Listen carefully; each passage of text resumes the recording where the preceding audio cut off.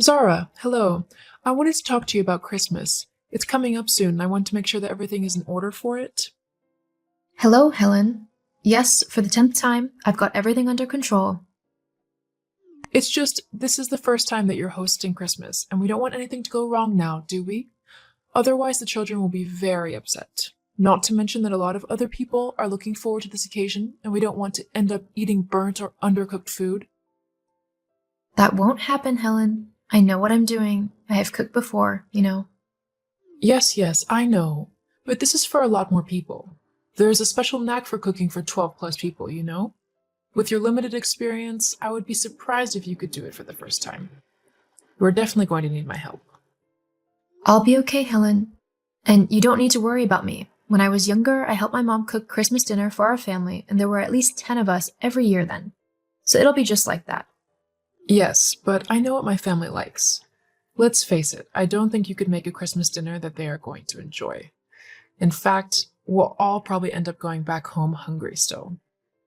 I think it might be better if I did the turkey at least. That way everyone will be able to eat the main part of the meal. Helen, honestly, it'll be okay. I've cooked turkey enough times to know how to do it properly. Fine. If you think you know how to do it so well, tell me, what temperature does it need to cook at? Seriously?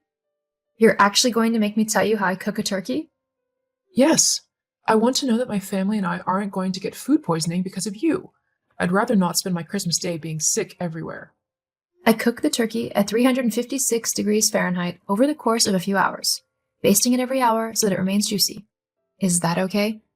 Well, if you really want it to remain juicy, then you should baste it every half an hour. That's how I do it, and my family loves the turkey. Yes, well, I do it every hour and it turns out perfectly fine. Besides, I'll be making the sides too, and I also want to spend a bit of time with my family so that we can actually enjoy the day together. Well, with that half-assed attitude, I doubt the food will be okay. Meaning, If you're going to insist on cooking such an important meal, then you need to be dedicated to it all day, until it's served. You can't just do things half-heartedly. You can spend time with Mike and the kids after the dinner's done. excuse you, but I will spend my day however I want it. The food will be fine. I'll prep a lot of it the night before so that there isn't a lot to do on the day. You can't do that. Why not? All of the veggies will brown and dry out. No, you need to do it on the day so it's as fresh as possible. Helen, that just won't be possible, especially with a 3-year-old and a 5-year-old. I've prepared meals like this before, and they've all turned out fine. This one will be no different. Now, I need to go, so I can't talk any longer. I'll see you at Christmas. Very well. I'll see you at Christmas. Just be sure that there's extra room in the oven for my backup turkey. What do you mean your backup turkey? Yes, I'm going to bring it just in case. I've already asked Mike, and he said it's okay. Oh, has he now? He has. So I'll need the oven on the day.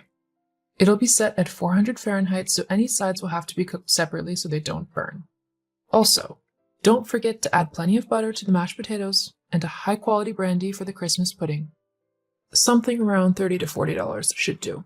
Anything cheaper just tastes disgusting, and my family and I will know, and then Christmas will be ruined. You don't want that, do you? I'm afraid you can't do that.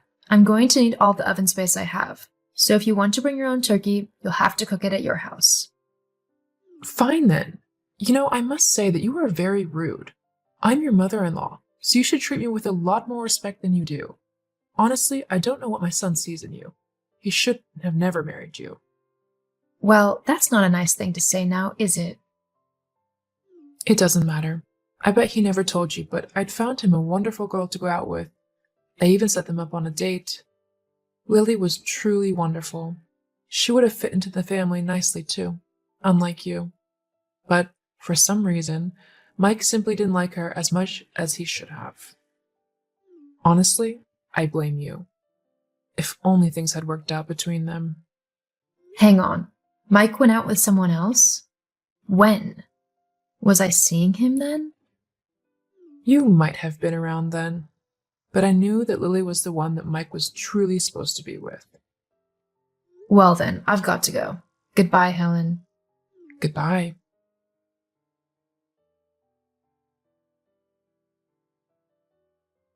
Mike, honey, Are you there? Hey, sweetie, how's your day going?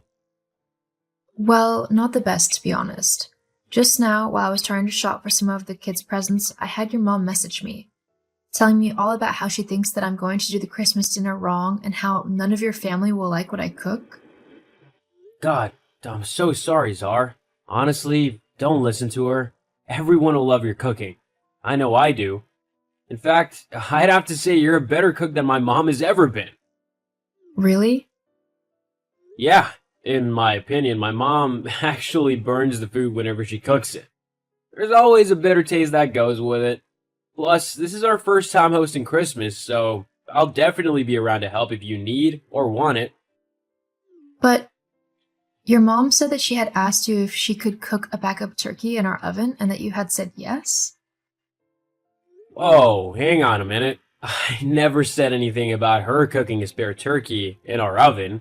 We're gonna need that space for the rest of the food. This is the first time that I'm hearing anything about her doing that. She's not texting me to ask at all. So you didn't tell her she could do that? No, not at all.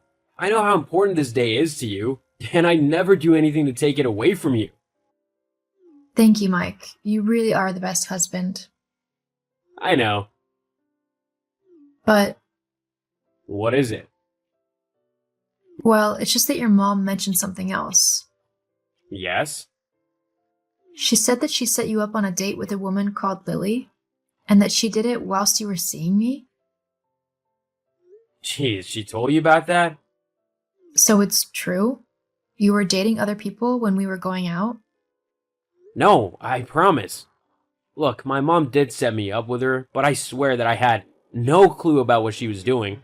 It was a surprise blind date. My mom asked me to meet her at a restaurant so we could have dinner together, but when I got there, she told me she wasn't going and that there was a young woman in her place.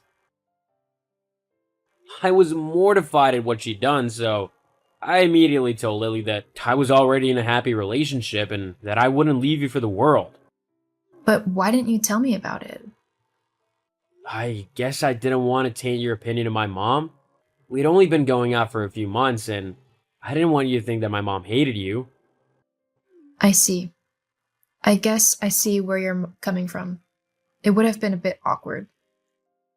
But I know for sure she hates me now. I'll be surprised if she doesn't turn up with an entire Christmas dinner. Well, this has gone on long enough. I'll not have my own mom disrespecting my wife like this. And to even try and interfere with our marriage and make you doubt my love for you, that's definitely a big no. She needs to be taught a lesson. But what can we do? Well, Christmas is coming up. Do you mean uninvite her? I think it might be the best option, especially if she's not going to respect us as a couple. I don't want someone so hateful and disrespectful around us during the holidays. If she wants to come, then she needs to apologize to you first. Thank you, sweetie. I'm so grateful you're willing to stick up for me.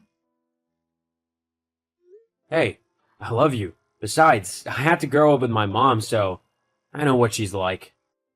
I'll let her know her decision tomorrow. Okay, I'll see you soon then. Love you. I love you too.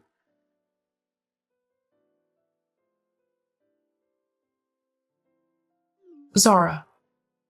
Zara, pick your phone up now. Oh, hello, Helen. How can I help you? Cut the goody two-shoes act. You know what you've done. What do you mean? You've poisoned my own son against me and made him uninvite me from Christmas? I've not done that, Helen. Your own horridness has done that to you. Don't lie to me. It's all your fault. I know it.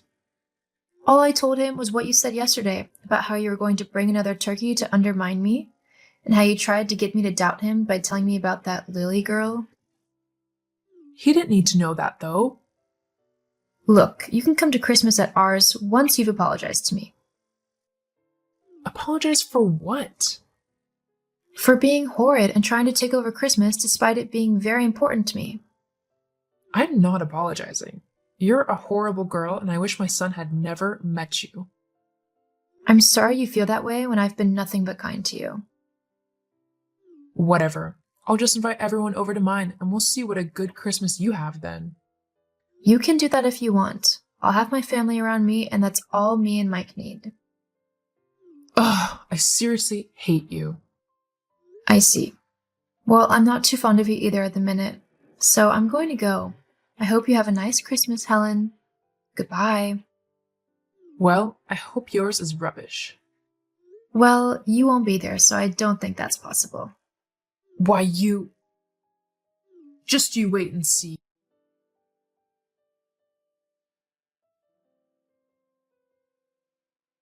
Helen never did apologize, and instead she tried to tell all of her side of the family to go to hers instead of mine and Mike's. Unfortunately for her, though, a lot of the relatives declined and came to us instead, claiming something about her food is too dry.